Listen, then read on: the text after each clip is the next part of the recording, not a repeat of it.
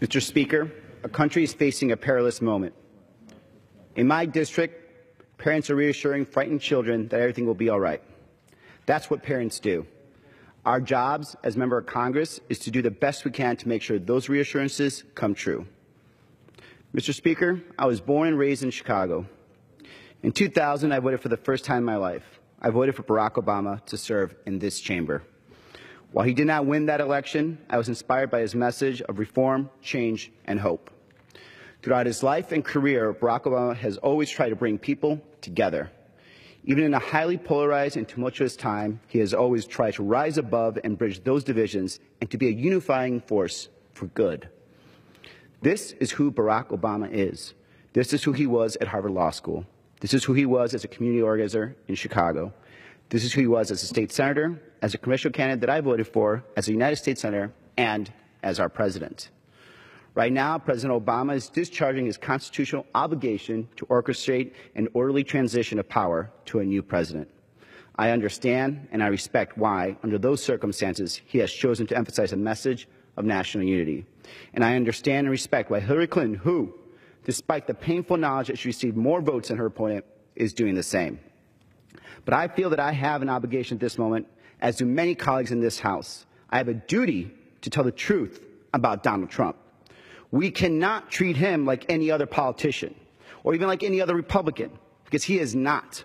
Trump represents something much more dangerous.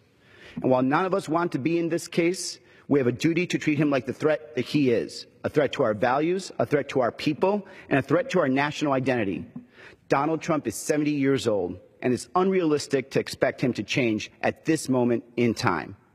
Donald Trump is a sexual predator who brags about grabbing women without their consent. To date, he has been accused of sexual assault by nearly a dozen women.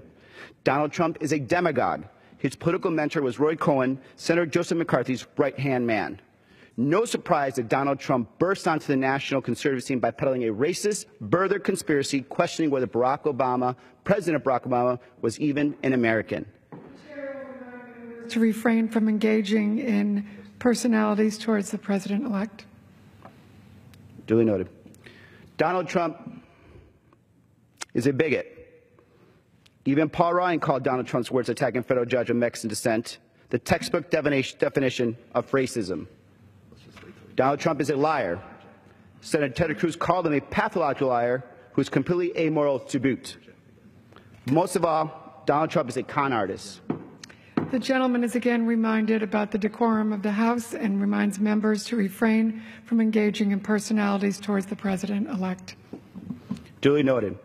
Next month, Donald Trump is going on trial for fraud related to fake university that bore his name. A series of exposés in the Washington Post have revealed systematic misuse of his funds at the fake charity he established. In Atlantic City, he enriched himself at the expense of creditors, investors, workers, and suppliers, while running multiple casinos into bankruptcy. Every one of us in Congress, every single one of us in Congress, knows who Donald Trump is. It does not matter what he says today or what he does tomorrow. His whole life and his whole campaign speak to who he is and what kind of president he will be for our country. We should be horrified because it is horrifying. The man that boasted, "I will alone fix this," will fix nothing.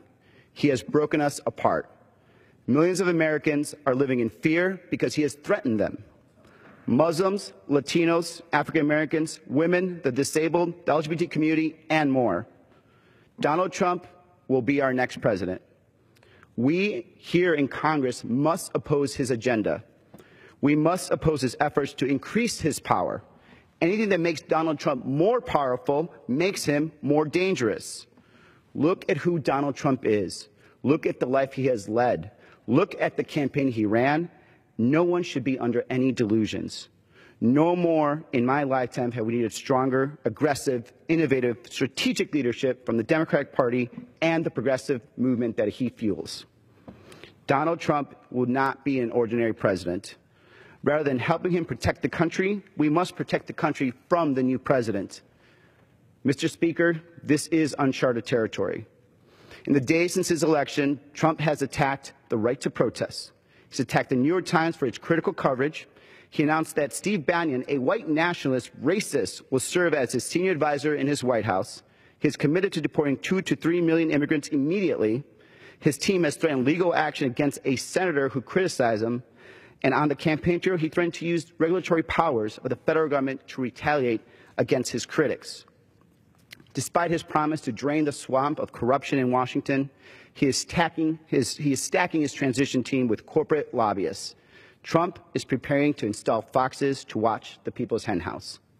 Last, but by no means least, he has refused to engage in any meaningful financial disclosure or to take any steps to effectively mitigate the conflicts of interest inherent in the President of the United States and also being the head of an opaque network of privately held companies. We don't know who he owes money to, and we don't know who is paying him. He's installed his children and heirs to manage his company even while they serve as top advisors to his transition.